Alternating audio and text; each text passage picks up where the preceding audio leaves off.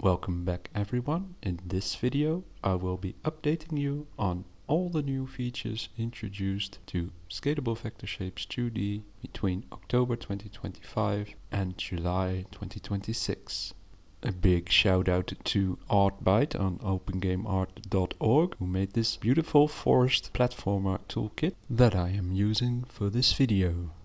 Before talking about all the updates in Scalable Vector Shapes 2D, I just want to quickly mention my other plugin called Easy Tiles, which features a very basic importer for tile sets with 16 tiles and nifty drawing features like this stamp feature over here.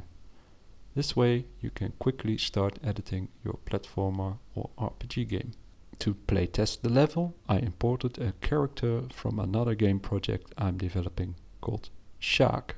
Using Inkscape, I add labels to the objects which are grouped in this SVG file provided by the platformer pack, and new in release 2.24 was the ability of my plugin to import these names via the Inkscape :label attribute. These labels make it a lot easier to find the nodes I want in the imported SVG scene tree and also to save their branch as a new scene. Here I import the mushroom SVG file separately as Scalable Vector Shape 2D tool nodes because I want to rig it against a Skeleton2D to make animating it a lot easier. Because new in release 2.24 is also the possibility to assign a bone to a Scalable Vector Shape 2D node. I also made it possible to deform Scalable Vector Shape 2D nodes using a skeleton. I will illustrate that later on in this video. I recorded detailed instructions on how to do rigging and Scalable Vector Shapes 2D in separate videos, of which you can find the links in the description. To make the mushroom respond to Shark running into it, I set it up with an area 2D node which listens to collisions using the body entered signal. Here I add a SubViewport container with a SubViewport to illustrate the next feature, new in 2.26, creating and editing shapes inside a transformed viewport. This used to not work properly because the handles to manipulate the shape with did not adapt their position, rotation and scale to the SubViewport. A nice quality of life feature I'm quite proud of is the new width curve editor for Line 2Ds, which works using ctrl+mousewheel. Animating clip paths like you see here is of course not new, but still cool, making it totally worth it to show it off again in this video by connecting it to the mushroom's bounce in a pizza tower style portrait reaction animation. As of release 2.21, you can now draw freehand lines using the pencil tool. It comes with a couple of configurations you can set in the new draw settings dock. And as of release 2.27, you can also assign a managed path2D node, and using this checkbox you can easily reverse its direction. Another small quality of life feature.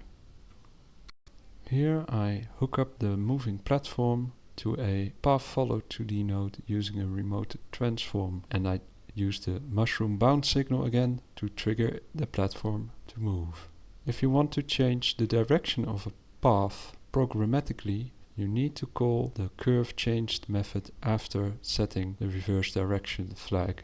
After that you have to await path change signal before you reset the progress ratio to 0, or else the pathFollow2D will teleport for one frame to the other side of the path. In the Freehand Draw update of 2.21 I also added a polygon brush, which you can use to draw nice clouds like this, for instance. It sports a very basic curve fitting algorithm in order to remove as many points as possible from the resulting Scalable Vector Shape 2D.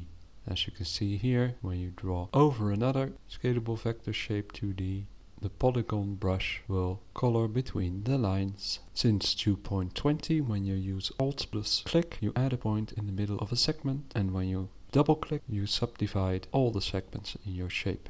Since release 2.17, you can flip the curve of a shape after making it unique, or else you'll be flipping the outline of both shapes at the same time. Sometimes you also want one unified outline for multiple shapes at the same time. This quality of life node, called Dynamic Outline 2D, makes that possible via this shapes array. By default, the lines are not merged, and turning it on will have a significant performance hit, so use with care. Release 2.17 adds a new property to Scalable Vector Shape 2D called Glue Map. Before showing it off, let's first paint in some scenes using Godot's new Scene Paint button. Using the Glue Map property, you can assign any node 2D or 2D scene to a point in your shape using its index number. This point will behave the same way a remote transform 2D node does. So if you move the point around, the assigned scene or node 2D will also move around to exactly match the point's global position in the scene. As a final treat, I'm now going to show you how to deform a shape using the new Bone Paint tool, which helps you assign individual points of a shape to a Skeleton2D's separate bones. This works very similarly to the bone paint for Polygon 2D that is built into Godot itself. Using ctrl and mouse wheel, you can select the bone of the skeleton you want to assign points to.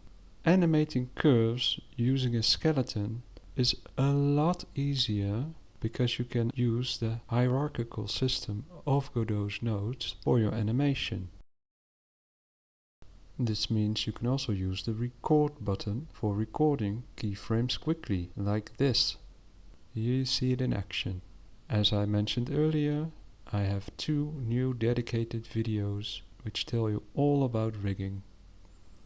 So, rounding up, this is what I built in 2 hours time using a beautiful asset pack from OpenGameArt, made by ArtByte, reusing Shark van de ongediertebestrijding, which freely translates to my English game name Jacques from Pest Control, and my own plugin Scalable Vector Shapes 2D. Of course, you're always free to leave a comment or a like on this video, and you're more than welcome to join the Discord server for Scalable Vector Shapes 2D via the link in the description.